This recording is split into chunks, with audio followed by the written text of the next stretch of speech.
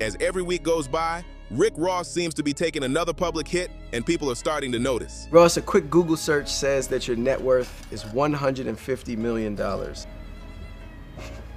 that accurate? They said it, duh.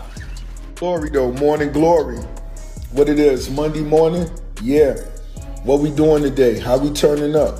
What new money we talking about? Ross has just always been one of my favorite rappers ever. I've never seen someone ice rosé, but... You never seen someone ice rosé? Well, talk to every jeweler in Miami that has fake diamonds.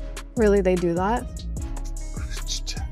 Nobody got that joke. It's an AP that I'm rocking. This is green stones, green emeralds. It's just me having fun. That's all it is. I am fuming. That's a fake watch. That's not a real watch. How can you tell? That watch was only produced twice, one in 37mm, one in 41mm. And I know both owners, and they're not Rick Ross.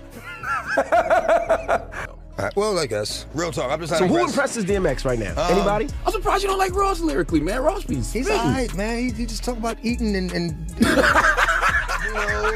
you know, how much can it eat? How much weed can you smoke? Huh? Like, all right. You got a Maybach, you got the Aston Martin. Okay. Good for you. It looks like Rick Ross is going broke. Okay, and he's now in damage control trying to clean things up, but it's too late. We've already seen how the boss is really getting down. Rick Ross flew commercial this week. Oh, man. Poor guy.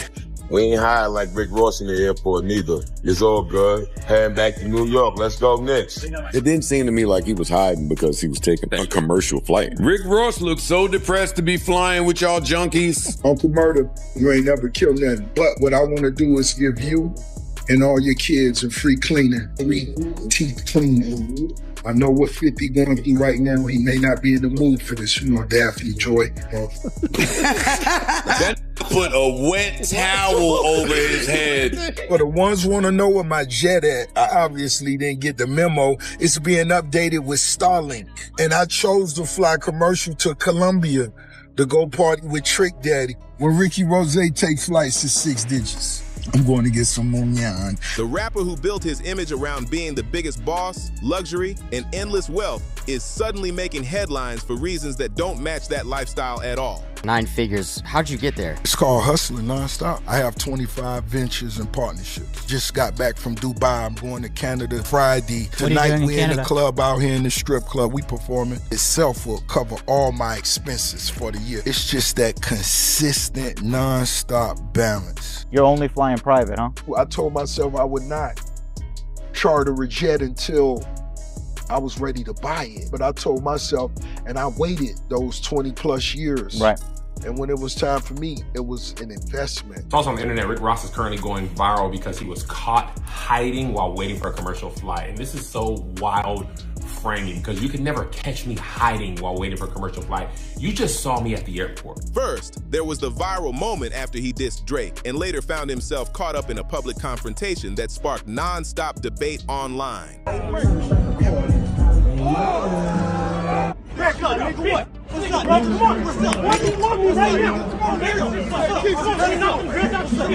Damn, white boy.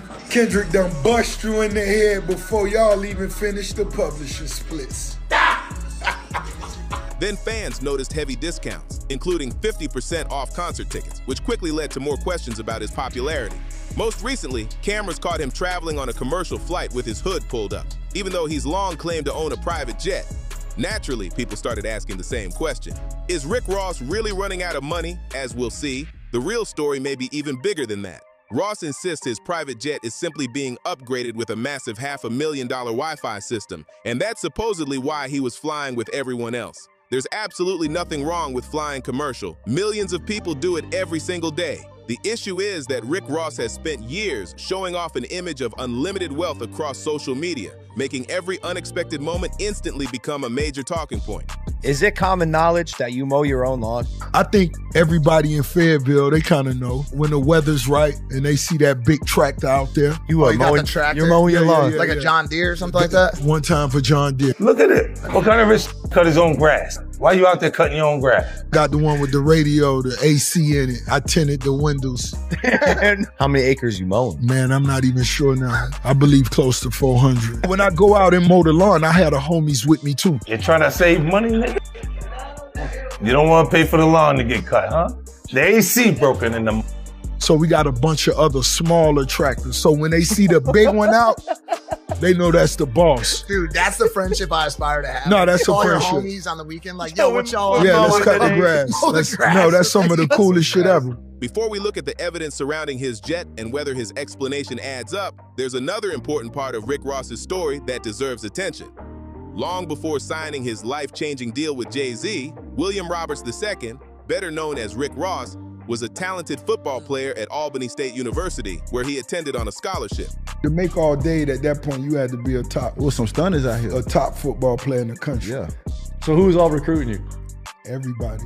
Plenty of rappers have athletic backgrounds before finding success in music, so that part isn't unusual. What made Rick Ross stand out came later.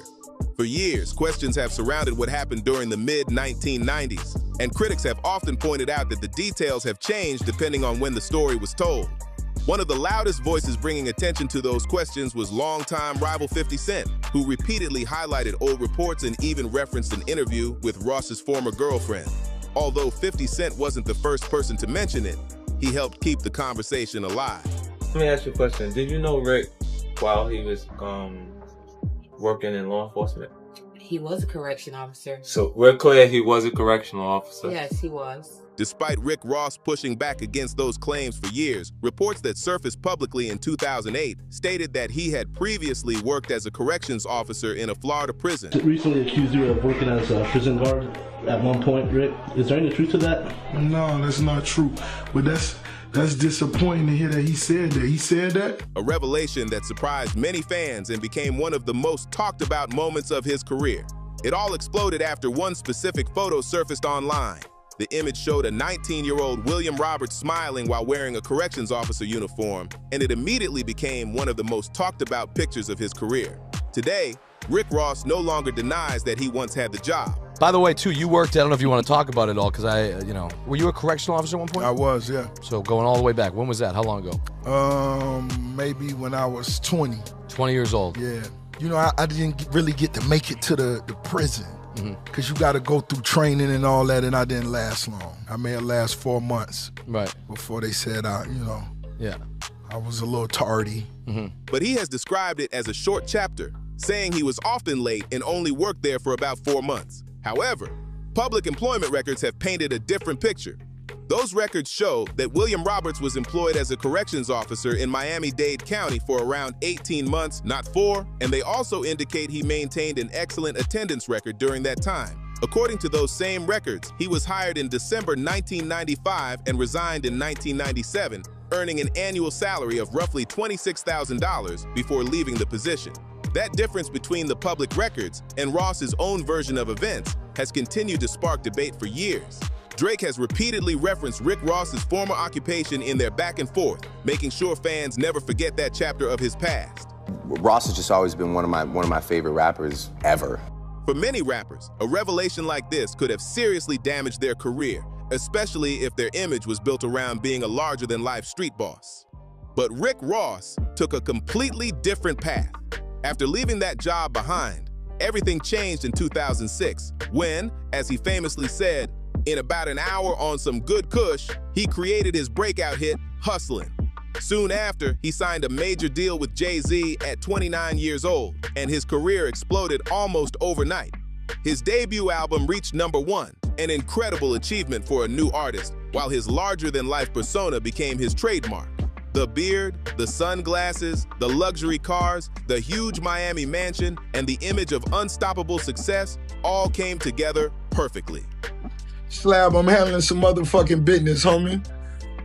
I hope you calling about money. What you calling about then if it ain't about no money? You know I only like to talk about money, but since I love you, what else you talking about other than money? As Rose grew into one of rap's biggest names, many fans embraced the character without stopping to ask one simple question. Where did Rick Ross's story really begin? And it turns out, even Rick Ross's stage name has been surrounded by controversy. This is Freeway Ricky Ross, the well-known former drug trafficker whose story became famous long before the rapper entered the spotlight. According to Freeway Ricky Ross, the Miami rapper used his name and borrowed parts of his public image without permission to help build his own brand. You ever seen anybody confront Rick Ross about you? Not in person, no. Anytime I'm around, he disappears. Like, hey, why are you running around with this dude's name when this dude's out of jail now? Well, you know, these guys, like we talked about, when you got some money, they don't care if you be making them lick tampons, you know, everybody with you. The dispute became so serious that Freeway Ricky Ross filed a copyright lawsuit against him in 2010. Even with all the headlines and criticism surrounding his career, Rick Ross continued to rise because many fans believed the music spoke for itself. Not everyone agreed, though. DMX openly criticized Ross and made it clear he wasn't a supporter. If I had to compare the two, I'd say Rick Ross was more like Biggie, Jeezy was more like Pac. Rick Ross looks more like Biggie. Rick Ross got lyrics, though. Well, I guess. Real talk. I'm just So who impresses DMX right now? Anybody? I'm surprised you don't like Ross lyrically, man. Ross be He's all right, man. He just talk about eating and you know, how much can it eat? How much weed can you smoke? Huh? Like, all right. You got a Maybach, you got the Aston Martin. Okay. Good for you. Still, the momentum never slowed. Rick Ross launched Maybach Music Group, built a powerful roster, and kept delivering successful albums. His second, third, fifth, and sixth studio albums all reached #1 on the Billboard charts, while his fourth came incredibly close, landing at #2 behind an Eminem release. His run at the top was impossible to ignore. That success makes one question even more interesting. Where did things begin to change? Did fans simply lose interest in the music? Or was something much bigger happening behind the scenes? Like so many major stories in modern hip-hop, the trail eventually leads back to Drake. On 5 a.m. in Toronto, Drake rapped, "The part I love most is they need me more than they hate me." And those lyrics would end up sounding surprisingly relevant. What's ironic is that before Drake started joking about Rick Ross online and turning him into the target of countless posts, he was actually one of the biggest reasons Ross's image became even stronger. Drake once called Rick Ross one of his favorite rappers, but today that respect appears completely gone, with their relationship changing beyond recognition. For more than 15 years, Drake and Rose weren't just artists exchanging features, they were one of the most dependable duos in hip-hop. By the way, I got a lot of respect for a lot of rappers, but I got one guy. He's my favorite person to rap on any song. His name is Rick Ross. We were in the... I gotta take this to the streets. One question for the coach. What up? Are we gonna get a Drake Rick Ross album? We had that conversation. Okay. And it's most definitely under serious consideration. Yes. Real talk. Their styles blended naturally, creating memorable songs like Aston Martin Music, along with several standout collaborations and major records with DJ Khaled, whose split with Drake has also become a huge topic of conversation. Rick Ross has had plenty of successful records, but only one song has crossed the incredible milestone of 1 billion Spotify streams, and it came alongside Drake on the 2019 hit Money in the Grave. Their collaborations have dominated Ross's biggest streaming songs for years, proving just how much fans enjoyed hearing them together. The chemistry between the two was so strong that rumors of a full joint album, reportedly titled YOLO, kept coming back year after year. Considering Drake has already released several collaborative projects during his career, a full album with Rick Ross seemed like a natural move. But as things stand today, that project appears completely finished before it ever had the chance to happen. Instead, Ross teamed up with Meek Mill for a collaborative album in 2023. Grace, we back. You dig? Hold on, how long has this been in the works, man? I'm gonna be honest, this just was a quick vibe, maybe 2.5 months, you know what I'm saying? Yeah, 2.5 months. Now, do you guys care about album sales anymore? Of course, this point? As a businessman, you do. That's like niggas selling Jordans. Describing it as something that came together quickly and naturally, many listeners felt that rushed approach showed in the final result, especially when expectations were so high. A decade earlier, a Rick Ross and Meek Mill album likely would have been expected to dominate the charts, but this time, the outcome was very different. Despite Ross previously speaking about the importance of album sales, the project became one of the weakest commercial performers of his career. Some fans even joked, too good to be true. It instead goes certified paper plate after the album debuted with surprisingly low numbers and peaked at only number 23 on the charts. On paper, that seemed like the perfect moment for Ross to reconnect with Drake, who had remained the world's most streamed rapper for over a decade. Instead, everything changed after a series of unexpected events in 2024. Early in the year, Rick Ross appeared on a live stream with fellow Miami creator Adin Ross, where he once again showed support for Drake and spoke positively about him. Like one of your favorite songs with Drake? Stay Scheming, I'm gonna say Stay Scheming. Legendary song. Yeah, I see it. You have Drake, to put that Drake came out, He came out to us. He came out in the streets. He came to us. When we put that record together, it was one of those vibes. I'm just asking you, Rose, what is your true relationship with Drake? Nah, the love is genuine, and it's been like that for close to a decade now, since he came in the game. You know what I'm saying? When Drake was just getting on the team, being in Miami, needed a record, I moved for him the same way I moved for Weezy. But less than 3 months later, that relationship completely unraveled, turning one of hip-hop's strongest partnerships into one of its biggest rivalries. In March 2024, Future and Metro Boomin released We Don't Trust You, the album that helped ignite one of the biggest rap rivalries in recent history. As fans remember, Kendrick Lamar appeared on the project with a verse aimed at Drake, setting off a chain reaction across the entire hip-hop world. But another moment quickly caught people's attention. Just 7 tracks later, Rick Ross appeared on song number 13, Everyday Hustle. Considering how close Ross and Drake had been for years, seeing him on that album immediately raised eyebrows. At first, some fans wondered if it was simply business, but the signs kept adding up. After sharing a post showing support for Kendrick's diss track, Rick Ross made his position even clearer by unfollowing Drake on Instagram, leaving little doubt that the longtime friendship had taken a major turn. What first looked like a small crack in their relationship suddenly became impossible to ignore. Drake, if you listening to this, homie, listen to me. My nigga, shine. I don't want to see you lose. No real nigga want to see you lose. That ain't what nigga about. This culture, this game, this rap shit, this ain't what it's about. I don't want to see you lose. When I was the #1 nigga in the rap game, I showed niggas love. The following month, Drake answered back with push-ups, responding to several artists at once. And Rick Ross was one of the names mentioned early in the record. Drake joked about Ross's age while also highlighting that several of Rick Ross's biggest Billboard Top 10 hits, including I'm on One, Money in the Grave, and Lemon Pepper Freestyle, featured Drake himself. One lyric also referenced Ross's former relationship with Tia Kemp, who dated Rick Ross from 2003 to 2007 and is the mother of one of his sons. Around the same time, comments made by Tia Kemp during a podcast spread widely across social media, adding even more attention to the situation and giving fans another reason to keep talking about the feud. Well, I said, would you Drake? Being a hoe is when they I would. I let them knock the Mario coins out of me. Oh, I would. And it's good. I speak across the room. As the online reactions kept growing, what had started as subtle tension quickly turned into a full public rivalry, with every post, lyric, and interview adding even more drama to the story. Setting the jokes aside, Drake's line on push-ups wasn't the only thing getting attention. Around the same time that Tia Kemp commented on one of Drake's photos, and Drake later called her his GOAT, fans also pointed to another possible reference involving Rick Ross's former partner, Christina Mackey. The timing made people talk even more.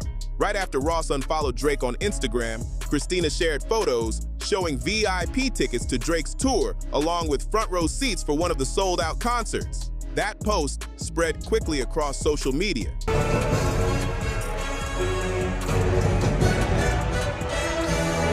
And many fans immediately began connecting the dots. Whether it was a coincidence or not, the internet had plenty of theories, and the tension between Drake and Rick Ross only continued to grow with every new post and every new headline. Rick Ross didn't wait long to respond. Soon after Drake released Push-Ups, Ross headed into the studio and dropped his own diss track, Champagne Moments, along with a music video aimed directly at his former collaborator. During the song, Ross repeated the familiar criticism about Drake using ghostwriters and even sampled one of Drake's speeches during the outro. He also made additional claims about Drake's appearance before explaining why he chose to unfollow him. Ross said, "I unfollowed you cause you sent a mother cease and desist to French Montana. You sent the police and hated on my dog project," before adding, "That wasn't the same white boy that I had seen when we were making them early records." Listen to me. So love. Montana done came to me and we done had conversations, nigga. Listen, we ain't on no I'm not on no disrespectful Montana real. Ricky Rose, you know me. You know I love to be disrespectful. That's what I am. But my nigga, listen, it's deeper than rap. It's deeper than rap, homie. This the first time I said this. Montana with you the long way. The reported cease and desist situation has never been fully clarified. And that made the story even more confusing, especially since French Montana has continued showing a friendly relationship with Drake. Ross later described the disagreement as being, quote, deeper than rap, while the online exchanges kept escalating. On Instagram, Ross posted, "At Champagne Poppy, Whose nose? He really had his whole body altered. Nose remixed, abs edited. Oh, it's such a beautiful day. Me waking up from a nap, I just realized BBL Drizzy called his mommy on me. He shared their text messages between each other. Cupcake Drake, tell your mama you stayed out past your curfew, white boy. Drake later shared a message that read, "Obs, the internet is saying that you got a nose job, but you look the same to me in the kitchen today." Followed by, "It's coming from Rick Ross, the guy I did songs with." The back and forth quickly became even more personal. Drake fired off another series of posts writing, "He's gone loopy. He hasn't eaten in days and it's turning him angry and racist. He is performing at proms for money. It's bad. Don't worry, we'll handle it." He followed that with, "At Rich Forever, you're one nosy goof." Then came another jab aimed at Rick Ross's lifestyle. "Rick, you sandwiched in, which is on brand, because the vacant land is not yours. This shit the Miami starter pack. You living in a content creator crib." Drake was clearly mocking Ross's lavish waterfront mansion, a property reportedly purchased for around $35 million. Even with all the online shots being exchanged, the rivalry kept getting stranger. Ross claimed Drake's career was finished, yet fans noticed he still seemed to be playing Drake's music in the background during one of his own videos. Look, I want to do ASMR music minus Drake vocals. So no Drake vocals. What made you decide to tell the DJ not to play Drake's vocals on Aston Martin music? Let's enjoy it without him. If they want it, let them sing it, and that's cool too. But yeah, my DJ minus that. Let's go. Around that same time, Ross shared what would later become an ironic post telling Drake to stay safe while flying on Air Drake. And that old ass jet you got, they gave it to you free. That's a 1978. Be safe on that, Drizzy. Be safe on that plane. That old, God, it's great. Y'all need to pray for Drake and tell him, park that old ass plane. It's a 1978 cargo jet. People gave it to him free for promo. And I ain't hating, but be safe. If something was to happen to you and I couldn't tell you this, be safe. And anybody getting on it, be safe, man. Wear your seat belts and make sure the oxygen thing's in there, because that shit was just for luggage. And only a few days later, another headline grabbed everyone's attention. Reports surfaced that Rick Ross's private jet had made an emergency landing in Dallas. So, thank everybody for all the prayers, but I'm gonna tell you, we on the jet and I'm seeing the fighter jet. I see his nose, it's like Tom Cruise from Top Gun. I seen his nose, I'm seeing him in the cockpit. And I'm like, damn. I see his cheeks and nose going back from the G-force. I'm like, damn. And then, hey man, it happened. You know what I'm saying? I can't say what happened, but it happened. Come on, white boy. But we safe, everybody. Thankfully, everyone on board was safe, but photos from the incident spread rapidly online, and Drake even appeared to react by liking one of the posts. Ross tried to laugh it off, joking online, "Drake's fighter jet shot us down," while also taking another swipe at Drake's appearance. But instead of slowing the feud down, the attention only kept growing. Then, in July 2024, Rick Ross performed at the Ignite Music Festival in Vancouver, Canada. To close out his set, his DJ played Kendrick Lamar's "Not Like Us" in Drake's hometown, a decision that immediately sparked a strong reaction from part of the crowd.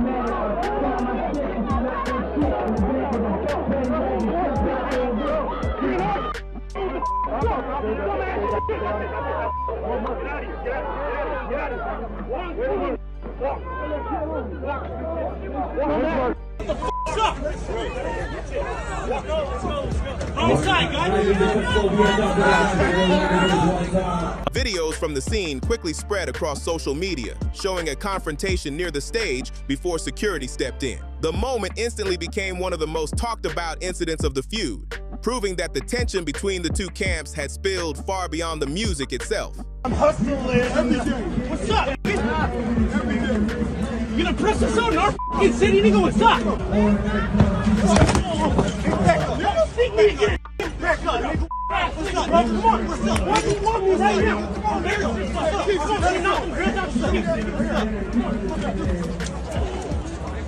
Yo. Home. Get him home. Somebody get him to the car, bro. That clip exploded across social media, collecting millions of views after the confrontation in Canada, with one of Rick Ross's associates seen unconscious before security restored order. This fat ass ain't throwing no blows. Man, Will, they swung on your fat. You ain't done. You stood your fat ass back, man. Your scary ass. Your big fat scary ass stood back.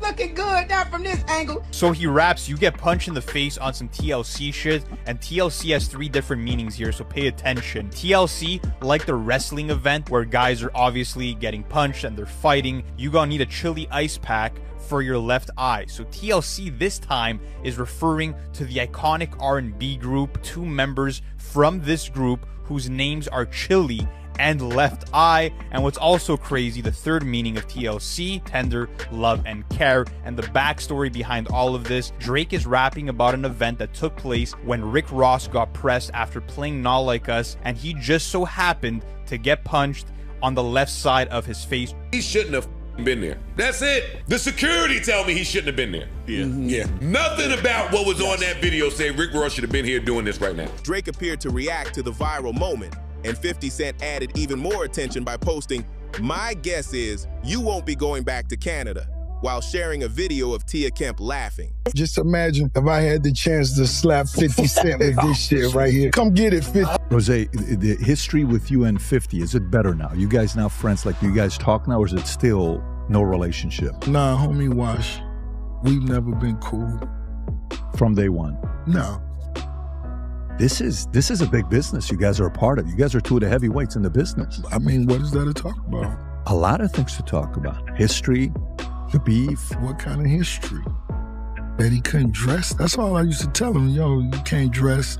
You're not really getting no money. You don't own your masters. Eminem saved you. Dr. Dre saved you. All the big names. Rose did it himself. I came in through slip and slide. I had to build this myself. And I'm not speaking down on him because he live in a 2-bedroom apartment, but he lives in a 2-bedroom apartment? 2-bedroom. Catch the alley hoop now. Got him win by Yama, this bitch. 2-bedroom apartment. Yes, he does. And if he does, what does that say about him? Come on now. Just the alley hoop. Come on now. What does it say about him? You're saying 50 lives in a 2-bedroom. He just did a big documentary on Diddy that blew up. It was the #1 documentary for like weeks. Just 4 days later, Drake released his first solo single after the feud, "What Did I Miss?" And hidden inside the lyrics was another line that many fans believe was aimed directly at Rick Ross. R.I.P. to the Drake stans. Can only imagine what that feels like. Well, I really couldn't. But, damn, niggas say 3 albums are trash albums, 2 years too late. Hey man, it was fun while it lasted. You're washed. Where's Iceman? There's Iceman. The Throat Goats. As the host at NFR Podcast pointed out, the biggest damage wasn't necessarily the diss records themselves. It was how Ross's carefully built boss image had started falling apart in public. For nearly 2 decades, he had created an untouchable persona. But now, social media was filled with jokes, memes, and constant comparisons that seemed impossible to escape. The tension didn't stop there. You're not putting Drake at your level. No, see, you might be, I could see it in your eyes, you might be confused. If Drake was what he thought, he would have been able to clear all this shit up, address it, and been moved on. I listened to some of it. My engineer it was horrendous. They lost an hour of their life for this shit. Listen to it. Yeah. Are they recovering? Yeah, trauma. Trauma. It's tough. It is. As 2026 unfolded, Ross skipped Drake's verse during one of his own performances while fans waited to hear Drake's response on his new album. That response finally arrived in May 2026 on Iceman, where Drake appeared to take more shots at several former allies, including Rick Ross. Fans were quick to point out that many of Ross's biggest streaming songs featured Drake, making the online debates even louder. Meanwhile, Rick Ross was promoting his Port of Miami 20th anniversary tour, but photos of large sections of unsold seats quickly spread online. Ticket promotions, including buy one, get one 50% off offers, only fueled more discussion, especially after Drake appeared to react online once again. Then another viral moment arrived when Rick Ross was photographed boarding a commercial flight, surprising fans because he had long showcased his private jet as part of his luxury image. Public flight records noted that the aircraft had reportedly been inactive for several weeks, leading to widespread speculation online. Although no official confirmation supported many of the rumors being shared. Just days later, Drake released a music video filmed beside his own private jet, and many viewers believed the timing was anything but accidental. Whether that was simply a coincidence or another calculated move, it kept the conversation alive and added even more pressure to Rick Ross's public image. Ross later explained that his jet was being upgraded, including the installation of a high-end Wi-Fi system, but by then many people had already formed their own opinions. At the same time, his long-awaited solo album Set in Stone was pushed back, creating even more questions among fans. Ross posted, "Iceman melted, Stone last an eternity," but plenty of people argued that delaying the release was a smart business decision, while Drake's album continued performing strongly. Even so, saying Rick Ross is broke would be a huge stretch. Beyond music, he has spent years building businesses through Wingstop franchises, real estate investments, and several other ventures that have reportedly generated significant wealth. Financially, he's still in a position most artists could only dream about. The bigger issue isn't necessarily money, it's perception. When the image that helped build your career starts to crack, rebuilding public confidence can be much harder than rebuilding a bank account. But what do you think? Is Rick Ross simply going through a rough chapter, or has his larger-than-life biggest boss image finally taken permanent damage? Let me know your thoughts in the comments below. And if you enjoyed this video, don't forget to leave a like, subscribe to the channel, share this video with a friend, and turn on notifications so you don't miss the next breakdown. Thanks for watching, and I'll see you in the next one.